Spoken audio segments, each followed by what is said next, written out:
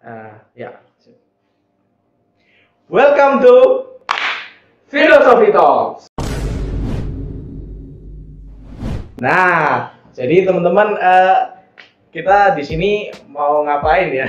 Ada yang tahu nggak mau ngapain? Ada yang tahu nggak kalian ngapain? Ada yang tahu kenapa kalian habisin duit kalian, kuota kalian hanya untuk nonton konten ini? Kira-kira gimana, Sa? Oke, jadi cut to the case ya. Jadi ini adalah podcast pertama. Official ya? Official bukan? Official ya? Aku nggak ngomongin official ya, tapi buat aja jadi official. Ya, ini podcast official pertama dari Fakultas Filsafat Universitas Vidya Mandala Surabaya. Ya. Kita mau bikin konten di sini, Philosophy Talks sama kontennya, ya kan? Wih, Nah, ngobrol soal filsafat. Ngobrol soal filsafat. Jadi konten ini kita akan bahas seputar filsafat ya. Mungkin banyak teman-teman yang belum tahu di luar sana. Nah, kita mau perkenalin nih, dan juga kita mau lebih dekat dan juga enjoy bareng teman-teman. Iya, Ya, lewat podcast ya. sebetulnya kita juga apa ya? Pengennya itu Sa, karena ini ide lama juga ya sebetulnya. Iya, benar-benar. Lama. Kita udah ngerencanain dari lama, dari zaman benar.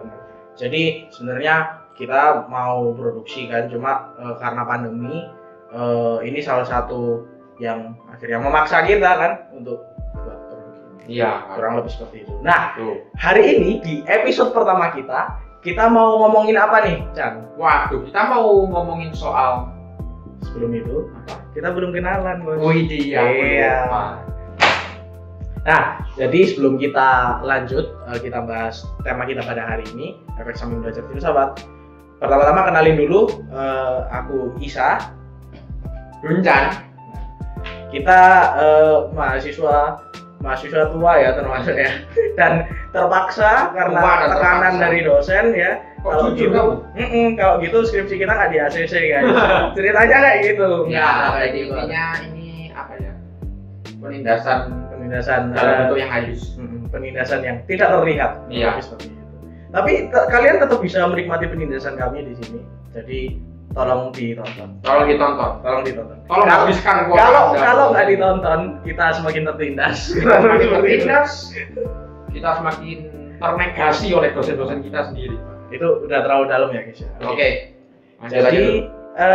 sebelum kita ngobrol lebih jauh soal efek samping belajar filsafat, pertama kita harus tahu nih, filsafat itu ngomongin apa sih sebenarnya? Ya, Belajar apa sih kok sampai ada efek sampingnya? Ya, kira-kira apa sih filsafat itu? Ngapain kita perlu belajar filsafat juga? Sampai mungkin ada apa yang kita cari ya. Ada yang apa kita cari juga. Tapi orang pun juga kadang bertanya-tanya soal filsafat. Filsafat itu belajar apa sih? Mungkin Isa ada pandangan soal itu.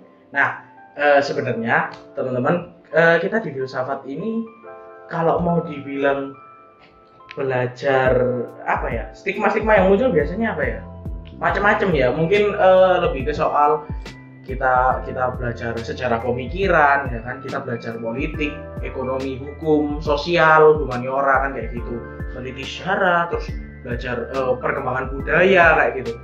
Itu semua benar nggak sih? Betul. Nggak salah sih. Nggak salah. Oh, Itu semua nggak salah. Karena kita memang dapat itu di filsafat. Tapi yang jauh lebih dalam daripada itu, kita ini di sini diajarin soal cara berpikir. Menurutku sih kayak gitu. Cara berpikirnya itu kayak apa? Nah, cara berpikir itu kalau buat aku bisa lebih dispesifikkan lagi. Filsafat itu mengajari kita cara berpikir, pola pikir, ada 3 pola pikir yang diajarkan. Yang pertama pola pikir kritis, ya kan? Yang kedua sistematis, dan yang ketiga analitis. Beda-beda berarti. Beda-beda, tidak itu beda-beda poinnya. Nah, kalau kritis di sini, menurut aku kita di filsafat itu diajari atau dilatih untuk mikir lebih dalam lagi. Kita mempertanyakan sesuatu gitu. Jadi kita kayak nggak langsung afirmatif ya sikap kita terhadap satu fakta atau kejadian atau fenomena di luar kita. Jadi supaya kita bisa lebih perdalam gitu, kita harus mempertanyakan itu gitu. Nah, kalau analisis sendiri menurutmu gimana, Chan? Kalau analisis, kamu setuju nggak sama 3 pemikiran kita? Setuju sih, Setuju, karena kan? memang itu basically ada banget ya kalau di filsafatnya. Kita dapat itu, kita juga belajar itu, dan itu nggak belajar di 1-2 semester, tapi hampir di semua semester juga. Benar. Kalau analitis itu adalah apa ya? Kalau aku lihat itu kayak model pola pikir yang memahami realitas itu meluas, menyeluruh, jauh lebih menyeluruh ya. menyeluruh. Jadi kita nggak cuma terpaku pada satu kota, satu Benar. peristiwa, fenomena atau apa kayak like that lah istilahnya. Tapi Kalau- analisanya menyeluruh. Kalau setahu aku sih analisis itu dari kata dasarnya analisa ya gitu. Analisa kan kita lebih kita memahami nih satu-satu, kita perinci lagi, kita perdalam. Makanya itu kita belajar juga di filsafat cara berpikir yang meluas, menyeluruh gitu loh. Dan supaya ini bisa jadi memperkaya pengetahuan kita gitu sih. Ya lebih ngelatih ke pola pikir sih ya. Ya, memang sih. sama pengetahuan umum sih gitu. Jadi kita juga punya develop dari cara pikir kita sendiri. Nah, yang Nah. dilatih lebih ke cara berpikirnya. Ya betul. Nah kalau ini kan tadi kita juga sebut sistematis tuh. Sistematis itu gimana? Kalau sistematis sih cukup jelas ya menurutku. Jadi kita di filsafat kita diajarin supaya mikirnya itu teratur gitu. Maksudnya ada step by step gitu. Kalau kita mau tahu something katakanlah, kita mau deketin cewek nih, Waduh, berat Kan- sih namanya. Iya kan nggak mungkin kita deketin cewek itu langsung kayak habis pacaran terus langsung married gitu ya. Mungkin ada yang kayak gitu. Mungkin ada, bahkan ada loh yang nggak pacaran langsung main gitu. Nah, itu tapi kayaknya meritnya by accident. Nah, iya. Tapi beda cerita ya itu ya. Maksudnya gini, kita tuh di filsafat diajarin bahwa dalam kita berpikir juga atau memandang realitas itu kita harus mulai dari bawah dulu. Kita nggak boleh loncat. Gitu. Kalau kita terima berita juga nih, berita di internet ya, kan sekarang juga banyak banget berita di internet, kita carinya juga sangat gampang gitu. Kita nggak boleh kayak langsung jump into conclusion gitu. Iya, Kita nggak memang. boleh langsung menyimpulkan buru-buru gitu. Kita harus lewat dari satu-satu pertanyaan dasarnya apa. Ini tuh apa sih? Nah, baru kita bisa berkembang pelan-pelan lewat situ. Betul. Lebih kayak gitu. Ya, jadi tadi kita juga sudah banyak cukup bahas ya soal bagaimana sih filsafat itu sebetulnya dan apa aja yang ada di filsafat. Dan kurang lebih selain pandangnya itulah. Ya, Nah, sudut pandang yang dipelajari dan kita bisa dapatkan kurang lebih seperti itu tadi ya. Ya, Secara umum. Jadi memang di filsafat yang dilatih itu lebih ke pola pikirnya. Oh. Itu yang paling mendasar. Entah nanti kita bisa dapat ilmu yang lebih spesifik ya, kayak misalkan filsafat ekonomi, filsafat hukum, filsafat politik ya kan, atau filsafat budaya, filsafat lingkungan hidup, etika juga, kita kan juga belajar etika nih. macam-macam ya. Gitu. Ada filsafat keilahian juga, bahkan maksudnya di filsafat ilmu itu bisa di breakdown secara spesifik. Cuma kalau untuk mindset atau maksudnya tawaran yang paling besar yang bisa didapat dari filsafat ya tiga itu sih. Tiga itu tadi ya. Tiga itu tadi. Karena itu pun yang paling tergunakan dalam dunia kerja. Masa ini terutama. paling berguna lah, paling Ya. bisa dipakai. Gitu. Oke, kita tadi sudah bahas Mhm. mengenai filsafat latar belakangnya dan kita juga buat apa ya di Instagram kita Di sempat Instagram. melakukan ask a question pada para netizen Jadi, dan kita mengumpulkan pertanyaan dari netizen yang maha benar dan maha besar ini supaya kita tahu ya Supaya kita tahu. perspektif kalian itu ya netizen maha benar ini soal filsafat itu kayak apa sih? Iya, kita tuh penasaran kan orang-orang ini random banget ya terutama Random netizen. random banget. Dari ada yang pikirannya A, tapi ada yang pikirannya Z. Nah, di sini kita mengumpulkan pertanyaan. Ada 5 pertanyaan yang paling banyak ditanyakan oleh netizen. Frequently asked question ya. FAQ. FAQ, ya, ya. nggak usah mikir yang lain loh ya. Oke, kita ke pertanyaan pertama. Apa tuh? Belajar filsafat itu bikin ateis nggak sih? Nah, Ini asik ini sebetulnya. ini paling umum, paling sering. Dan jujur ya, saya juga hampir ateis sih jujur. Loh, kok gitu? Hampir. Belum ateis. Hampir. Tapi untungnya saya masih berada dalam jalan yang benar. Tapi menurut Isa, bisa nggak sih filsafat itu bikin ateis? Kalau buat aku sih gini aja ya. Soal ateis atau enggak, maksudnya soal kepercayaan nih in general. Kepercayaan secara umum itu menurutku masalah personal sih. Gitu. Tapi kan kalau kita mau lihat lebih dalam lagi di filsafat kita dilatih pola pikir yang kritis, yang mempertanyakan. Terus kita juga menganalisis, kita bedah satu-satu dissect supaya kita tuh tahu piece by piece-nya di dalam itu kayak apa-apa aja sih. Apa-apa aja ya. Nah mungkin pertanyaan-pertanyaan itu terus habis itu analisa-analisa yang mendalam, maksudnya kayak jauh lebih spesifik kan, semakin lama semakin spesifik. Mungkin itu yang bisa membuat orang ateis ya. Tapi kalau sejauh pengalamanku belajar filsafat, kita tuh nggak pernah kayak terdorong untuk jadi ateis ya. Gitu. Maksudnya gini, itu jadi masalah personal. Paham gak sih? Karena basically kita juga nggak pernah didorong secara general untuk jadi ateis. Iya, maksudnya gini, kita tuh antara kita mau jadi ateis atau enggak, itu pilihanmu gitu loh bro. Paham gak sih? Kayak kita bener-bener di filsafat nggak menawarkan itu sebenarnya. Cuma mungkin itu bisa jadi efek samping ya, samping belajar filsafat. Tapi kembali lagi masing-masing ke kita ya, gimana cara kita mempersepsi dan mengolah apa yang ada di pikiran kita. Betul. Aku sih kayak gitu. Jadi jika Anda punya persepsi bahwa filsafat itu membuat kita jadi ateis, maka Anda salah besar. Salah besar. Karena saya masuk filsafat tidak ateis. Belajar dari Unjan ya. Iya. Saya sampai sekarang pun masih jalan masuk gereja. Stay halal belajar. Stay halal. Nah, oke, kita ke pertanyaan berikutnya. Pertanyaan kedua apa tuh? Ini yang paling juga banyak tanya. Filsafat itu belajar apa? Karena apa ya? Kayak waktu gue jelasin kayak kita dari tadi ngobrol udah nggak tahu berapa menit, 10 menit mungkin ya, ngobrol panjang lebar nggak ada hasilnya. Nggak apa-apa, kita parah kita aja, kita kasih kayak penjelasan singkat aja. Jangan singkat. Belajar apa? Di filsafat belajar apa? Kalau aku tadi sempat nyinggung sih, aku sudah sempat sebutin juga. Di filsafat tuh ada kayak kalau mata kuliahnya ya ada kayak filsafat ekonomi, filsafat alam, filsafat kebudayaan, filsafat hukum, filsafat komunikasi dan macam-macam ya.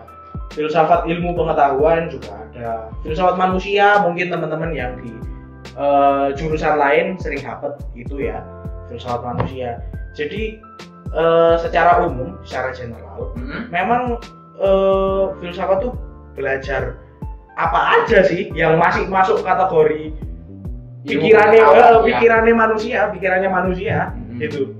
Ya, sebetulnya tadi kita sudah jelasin juga model filsafatnya seperti apa. Tapi karena netizen itu maha benar, Anda tidak bisa mendustakan netizen. Jadi harus dijawab. Ya dijawab sedikit. Iya. Jadi kalau kalian mau tahu belajar apa, belajar itu. Biar panjang-panjangin durasi juga. Kalau mau tahu gunanya yang diajarin itu apa, ya mungkin kalian bisa tonton videonya dari kakak awal. Iya. Kita udah jelasin. Maka masuklah filsafat. Nah, kalau mau lebih dalam masuk filsafat. Di WM ya, kontaknya di sini. Semester depan kalian bisa gabung jadi maba gitu. Nggak kita ospek kok. Nggak kena ospek. Karena online. Oke aja. Nah, oke. Kok diajarin online sih? Oke, kita ke pertanyaan berikutnya nih. Filsafat itu harus pintar nggak sih? Nah, ini asik nih pertanyaan. Asik. Karena aku belum pernah nemu sih anak filsafat bodoh. Tapi aku juga nggak pernah nemu filsafat kawan saya satu ini agak beda ya rupanya. Tapi aku juga nggak pernah nemu filsafat harus pintar. Nah, karena aku juga nggak terlalu pintar gitu loh. Benar. Aku setuju sih. Kalau kita ngomong filsafat harus pintar, sebenarnya harus nggak ya? Kak, aku masuk ke sini nggak pintar sih bro. Ya apa ya? Nggak gini, pintar tuh yang penting siapa sih? Iya, maksudnya kalau mungkin betul juga sih. Nilaimu ada yang C nggak sih? Sekarang kita lanjutkan lagi ya. Filsafat itu harus pintar nggak sih? Pertanyaan ke berapa ya? Ketiga ya? Netizen itu selalu bertanya, apakah filsafat itu harus pintar? Karena mereka melihat kalau filsafat itu dengan segala kerumitan dan kekompleksannya buat pusing.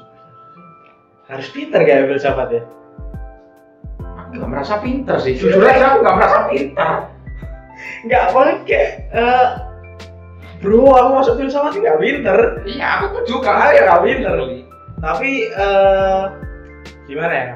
Menurutku pinter nggak pinter itu relatif sih. Ya ukurannya dari mana sih? Maksudnya kayak gitu. Kalau kamu mau ukur kita pinter ini, pinter kayak gimana? Ya lebih kritis mungkin ya. Maksudnya kita lebih berani nanya gitu, terus lebih berani bedah, ya kan? Berani lebih dalam gitu aja sih mungkin. Untuk pinter gak pinter, tak rasa pendidikan sih yang Ya, pendidikan yang menentukan tugasnya pendidikan ya kan, tugas pendidikan. Tolong Kementerian Pendidikan, jika Anda melihat konten ini, maka Anda sudah tahu tugas Anda. nah, Oke, mahasiswa boleh kritik ya, mahasiswa boleh kritik. Nah, oke, pertanyaan berikutnya. Ini pertanyaannya seperti ini. Latar belakang yang diperlukan untuk menjadi seorang filsuf. Wah, apa tuh? latar belakang gitu. Apa ya?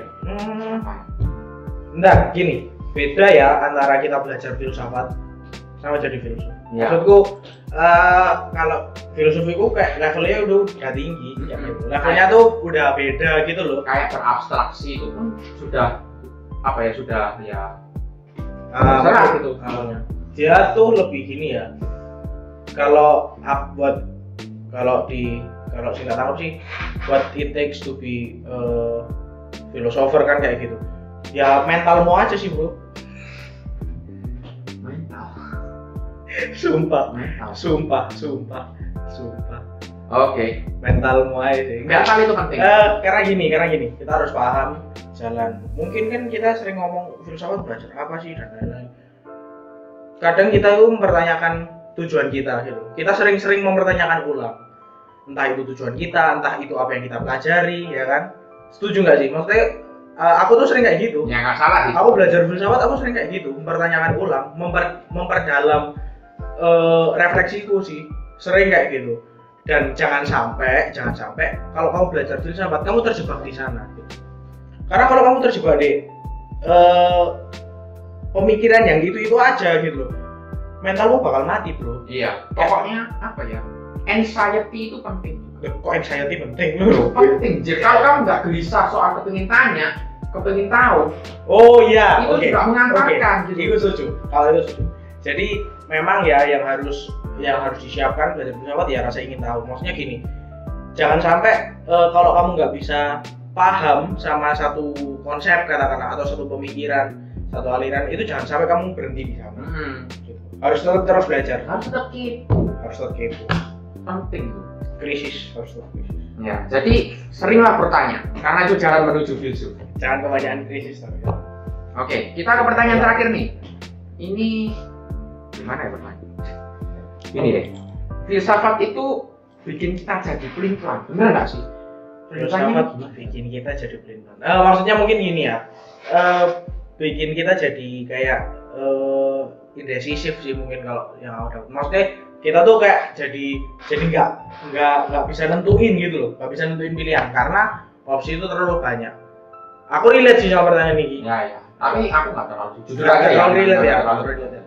Kalau buat aku sih kenapa aku relate ya? Mungkin seringkali nih karena aku lebih tahu banyak hal, jadi aku tuh nggak mau serta-merta langsung ngambil keputusan gitu loh. Serta-merta ngambil jawaban, ngambil kesimpulan. Nggak mau. Aku sering kayak gitu. Dalam belajar filsafat loh ya, aku sering kayak gitu jujur aja. Karena gini, kalau kita udah loncat ke satu pernyataan katakanlah, atau kalau kita sudah buat satu kesimpulan, itu kalau itu salah, konsekuensinya panjang sih. Ya, itu akan jadi ribet lah istilahnya. Itu ribet sih men. Makanya aku relate sama pertanyaan ini ya. Tapi memang nggak selalu sih, filsafat nggak selalu bikin kita kayak gitu. Iya. Nggak selalu bikin. Mungkin bikin kita lebih sistematis. Kalau buat aku, kalau buat kamu gimana? Kalau aku sih kalau filsafat itu buat jadi pelin-pelan. Pelin-pelan ini mungkin dalam arti yang aku setuju sih tadi, yang indecisif tadi, karena memang terlalu banyak opsi dan juga karena kita belajar filsafat secara kritis juga tadi sudah disebutkan, maka ya kalau dari aku ya otomatis itu juga bisa memunculkan kontra gitu ketika aku memikirkan suatu sudut pandang atau point of view. Nah, misalnya nih, kayak aku mau makan, tapi sebetulnya aku nggak terlalu lapar, tapi aku pengen makan. Oke, maksudnya kayak apakah makan itu akhirnya jadi hanya untuk memenuhi aja, memenuhi hasrat, atau kan sebenarnya kan makan itu kebutuhan mendasar, jadi mau nggak mau harus dipenuhi kan. Dan kita sebagai orang yang belajar filsafat juga harus selalu memilih gitu loh, harus selalu punya pilihan. Benar, harus. Jadi gini, meskipun kita punya banyak opsi, bukan berarti kita nggak diajarkan untuk memilih. Kita harus tetap harus milih. poin pentingnya di sana. Karena kalau nggak memilih, ya aku nggak mau ini bilang sebagai pesimisme sih. Cuma Ya. gimana ya kayak, ya gimana ya? Ada suara-suara tuh boy. Perasaan ruangan ini sudah didoain deh. Perasaan sih. Ya, kalau kita nggak mau milih tadi, kita jatuhnya lebih nggak otentik ya gitu. Supaya ini juga menjaga, ya bro kamu hidup deh badanmu dewe kayak kamu itu hidup di badanmu Kamu sendiri. itu hidup dengan dirimu sendiri. Dirimu sendiri. Memilih lah gitu loh. Jadi kita harus milih. Makanya jangan golput. Enggak apa enggak, tapi bener-bener jangan golput sih. Jangan golput Jangan terhadap golput. dirimu sendiri. Jangan golput beneran. Jangan golput terhadap hidupmu. Minus malu. Minus malu. Kalau urusan politik kita nggak mau tahu. Itu pilihan Anda. Tapi kalau hidup kita peduli. Bener. Karena itulah tujuan podcast ini. Oke. Jadi kita sudah bahas pertanyaan dari netizen yang pertanyaan. benar. Netizen kita tersayang. Dan kita harap banyak lagi pertanyaan kayak gini ya dari netizen, karena seru banget sih bahas-bahas ini, jujur aja sih. Ya nanti kedepannya kan kita juga bakal bikin podcast lagi ya. Oh ya pasti sih. Jadi menurutku stay tune aja. Oke, mungkin podcast Segitu kita dulu. edisi kali ini segitu dulu. Ya kita tadi sudah bahas banyak banget ya. Nah, dan stay tune, tetap jangan lupa like, comment, subscribe di bawah ini ya kan. Karena subscribe, komen, dan like itu gratis. Dan itu akan sangat membantu kita dalam kita bikin konten-konten selanjutnya. Buat Oke. booster kita. Besok temanya apa nih, San? Waduh, apa itu? Nggak tahu nih. Jujur aja aku juga nggak tahu. Tahu ya. Iya. Tapi mungkin kita bakal bahas soal mitos-mitos belajar filsafat. Waduh, kalian para penyuka teori konspirasi Kok ekono? harus lihat konten ini. Nah, kurang lebih gitu. Kalau kalian ada pertanyaan, please komen di bawah ya di kolom Komen aja, penuhin di bawah ini. di kolom komentar di bawah. Oke, mungkin segitu aja podcast kita edisi yang pertama pada kali ini. Ya. See you next time. Thank you and bye.